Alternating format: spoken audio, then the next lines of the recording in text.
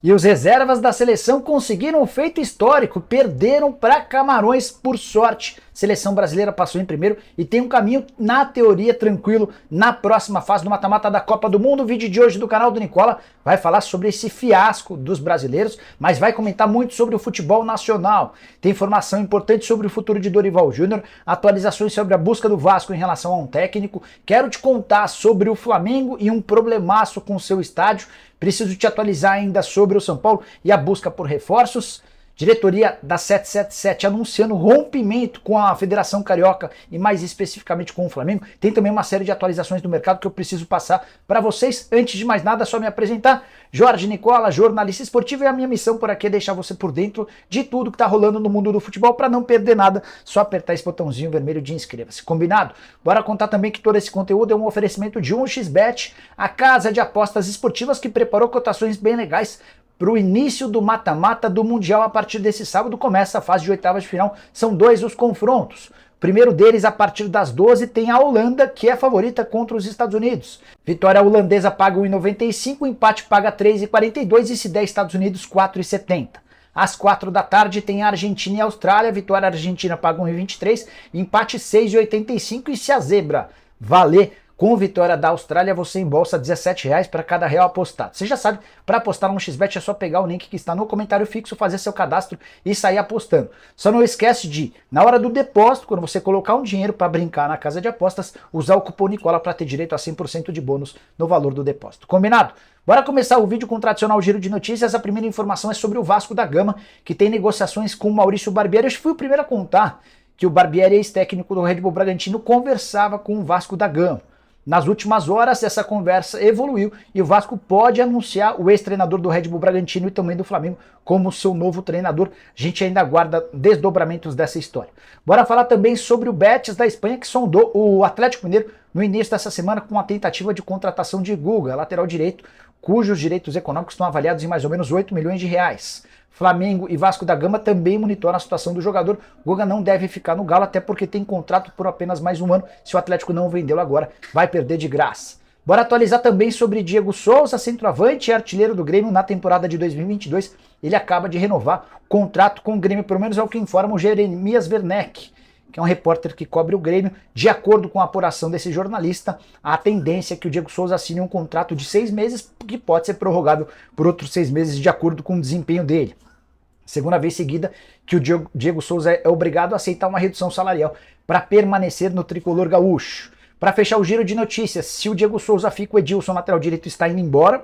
O Hugo Souza, goleiro do Flamengo, que interessa ao Estoril de Portugal e ao Vissel Kobe do Japão, também passou a interessar ao AZ Alkmaar da Holanda. O problema é que as 3 propostas são por empréstimo e a ideia do Flamengo era negociar seu goleiro em definitivo. A saideira do giro de notícias, o Cruzeiro está de olho em Christian, volante que pertence ao Atlético Paranaense, foi titular em boa parte da temporada.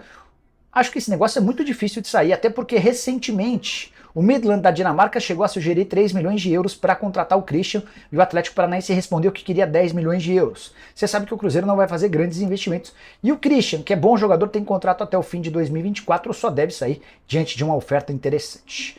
Bora falar rapidinho sobre seleção brasileira, preciso opinar sobre algumas coisas que eu vi e a gente volta a debater sobre o mercado. Seleção brasileira, como você deve saber, perdeu para Camarões por 1-0, gol no finalzinho da partida, marcado por Aboubakar. É verdade que a seleção brasileira entrou com um time completamente reserva.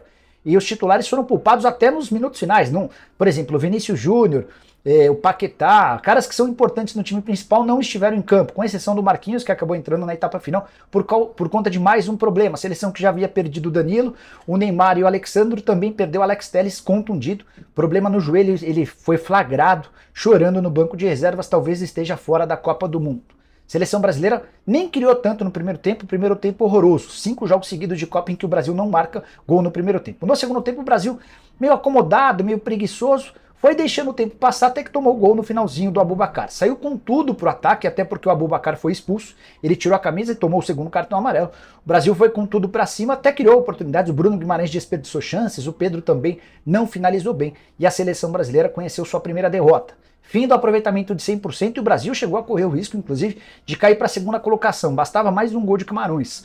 Ou da Suíça, que venceu a Sérvia por 3-2, e o Brasil cairia do primeiro para o segundo lugar. No final, o Brasil terminou com 6 pontos em primeiro, a Suíça terminou em segundo, com 6 pontos. A Suíça venceu a Sérvia por 3-2. Camarões em terceiro com 4 pontos e a Sérvia na última colocação, apenas 1 ponto conquistado. O Brasil deu sorte, porque nos próximos confrontos, na fase de oitavas de final, pega a Coreia do Sul, jogo marcado para segunda-feira, às 4 da tarde. Passando pela Coreia, o que é natural, pega o vencedor do confronto entre Croácia e Japão. Acho que o caminho está bem mais simples e fácil do que a gente imaginava. E eu projetei lá atrás um confronto contra o Uruguai no primeiro mata-mata e um confronto contra a Espanha no segundo mata-mata. A sorte jogou a favor da seleção, mas a minha opinião a respeito do que eu vi do jogo de hoje, o Tite fez certo ao dar a oportunidade para os reservas. Tinha muita gente pedindo passagem. Ficou bem claro para mim que nenhum desses caras merece a condição de titular. A seleção brasileira tem que ir com os atletas que vêm sendo utilizados frequentemente, atuação bem abaixo, de jogadores que tinham a obrigação de arrebentar porque tiveram a grande oportunidade e deixaram bastante a desejar. Perder para Camarões é algo lamentável, pelo menos na minha opinião. Queria saber a sua, usa espaço para comentários para dizer que nota você dá para o Brasil de 0 a 10, beleza? Bora falar agora sobre Dorival Júnior, informação importante. Técnico ex-Flamengo, que já foi procurado pelo Vasco e pelo Goiás, tomou uma decisão. Não vai trabalhar até que se decida em relação ao novo técnico da seleção brasileira. O Dorival é um dos cotados para assumir o lugar do Tite. Você sabe que o Tite deixa a seleção brasileira após a Copa do Catar. O Vasco o procurou durante o fim de semana, o Dorival pensou, refletiu, cogitou e entendeu que é hora de dar um tempo. A chance de treinar a seleção brasileira é algo super importante. Tem outra coisa que pega. Ele entende que ele não pode assumir qualquer projeto, até porque acaba de sair de um time que é campeão da Libertadores e da Copa do Brasil e mais. Super elogiado e querido e defendido pelos jogadores do Flamengo. Até por isso, Dorival, a tendência que caso não seja contratado pela CBF, que ele espere até que surja uma oportunidade de um clube que possa oferecer a ele chance de brigar por títulos como tinha no Flamengo. Só para arrematar sobre seleção brasileira e a busca por treinador, se o André Sanches for confirmado como novo homem forte do futebol da CBF, a tendência é que Mano Menezes seja o técnico da seleção. O Andrés adora o treinador do Internacional. Bora falar sobre Edenilson, informação importante. O Internacional, que é dono dos direitos econômicos do Edenilson, tem 2 propostas na mão, do Atlético Mineiro e do Santos. Mas o Inter vai dar prioridade à negociação com o Peixe. O Santos ofereceu $1 milhão pelos direitos econômicos, isso equivale a mais ou menos 5 milhões e 200 mil reais. A ideia do Inter era faturar o dobro, mas o Inter está topando fazer um negócio pior financeiramente para não reforçar um rival como o Atlético Mineiro na próxima temporada. O Edenilson, ao que consta, prefere jogar no Atlético, onde reencontraria o Rodrigo Caetano e o Eduardo Cudê, 2 figuras que foram importantes durante a passagem dele no Internacional. Salário de R$750 mil por mês, futuro absolutamente definido, não permanece no Beira-Rio, até por conta de todos os problemas que criou ou se estabeleceram com torcedores do Colorado nos últimos tempos. Bora mudar de assunto e mais uma vez, notícia triste para o torcedor do Flamengo. Folha de São Paulo noticiou nessa sexta-feira, que a Caixa Econômica Federal vetou o projeto do Flamengo de construção de um estádio no gasômetro na região central do Rio de Janeiro. Esse terreno era o escolhido, era o preferido dos dirigentes do Flamengo, porque atendia a uma série de pré-requisitos. Só que para que o negócio pudesse avançar, o Flamengo precisaria mostrar à Caixa que o projeto era, do ponto de vista financeiro, viável. E os especialistas da Caixa estudaram, analisaram e não viram viabilidade de esse projeto se transformar em algo real. Diante desse cenário, de acordo com a Folha de São Paulo, a sugestão dos responsáveis pela análise foi de engavetar o projeto e não permitir que o Flamengo pudesse avançar nas tratativas para a compra do terreno no gasômetro. O Flamengo pode tentar um outro caminho, pode tentar uma reconsideração da Caixa? Acho pouco provável.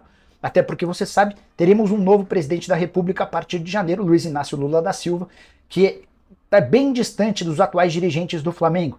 Landim e companhia fizeram campanha declarada por o presidente que vai deixar a presidência nos próximos dias, o Jair Bolsonaro. Diante desse cenário, há um distanciamento entre os dirigentes do Fla e o futuro presidente da República. E esse impasse pode acabar obrigando o Flamengo a buscar outros terrenos, caso queira levar essa história da construção de um estádio adiante. Recentemente, o Flamengo já havia procurado o prefeito da cidade do Rio para tratar sobre a compra do espaço no Parque Olímpico e para a construção da sua arena por lá. O prefeito não gostou da ideia, disse que é uma área privada e que haveria uma inviabilidade, uma dificuldade muito grande de levar essa história adiante. Bora fechar o vídeo para falar. Primeiro, antes de fechar o vídeo, deixa eu só te atualizar sobre o São Paulo. O Tricolor deve anunciar nas próximas horas a contratação do seu primeiro reforço para 2023. Cheguei a contar para vocês pela manhã que Pedrinho, atleta que pertence ao Lokomotiv Moscou, está a caminho do São Paulo. Ele está em período de férias, resta apenas a realização de exames médicos e assinatura do contrato de empréstimo por uma temporada com opção de compra. Pedrinho, que havia sido comprado pelo Lokomotiv na metade do ano por 5 milhões de euros, até começou bem, mas terminou a temporada em baixa na condição de reserva. São Paulo namorava a chance de ter o Pedrinho há bastante tempo. Com a confirmação do Pedrinho, São Paulo também tenta fechar nos próximos dias a contratação de Wellington Rato para oferecer opções de velocidade para Rogério Ceni. Pedrinho, que antes de se mudar para a Rússia, vestia a camisa do América Mineiro, embora pertencesse ao Red Bull Bragantino. Sobre o Wellington Rato, uma atualização importante: São Paulo tem um acordo com o Rato já há algum tempo e tenta convencer o Atlético Goianiense a ceder no pedido de pagamento à vista. O São Paulo, inclusive, já se colocou à disposição para emprestar atletas ao Atlético Goianiense durante a temporada de 2023. Essa definição deve sair nos próximos dias. Quero falar agora sobre o Vasco da Gama, notícia importante. O Vasco rompeu com o Flamengo e com a Federação de Futebol do Estado do Rio de Janeiro. Notícia divulgada pelo próprio Vasco nessa sexta-feira dá conta que o clube não aceitou a proposta feita pela FERJ para os direitos de transmissão do Campeonato Carioca. Inclusive, o Vasco determinou ou divulgou uma nota oficial bastante irritado com o atual status da negociação. Dá uma olhada, abre aspas. O Vasco lamenta profundamente a postura da diretoria do Flamengo, que parece ainda não ter entendido que futebol não se joga sozinho. Não é a primeira vez que o rival recebe vantagens indevidas nos bastidores. Foi assim, por exemplo, nas inusitadas, seguidas e inexplicáveis prorrogações de acordo temporário de permissão do uso do Maracanã. Só para refrescar sua memória, o Vasco, sob o comando da 777, não vai aceitar qualquer troco. Esse pagamento de 9 milhões de reais pelos direitos de TV do Campeonato Carioca foram considerados muito ruins, especialmente porque o Flamengo teria a oportunidade de ganhar mais. E essa citação ao Maracanã passa por uma busca da 777 de administrar o estádio.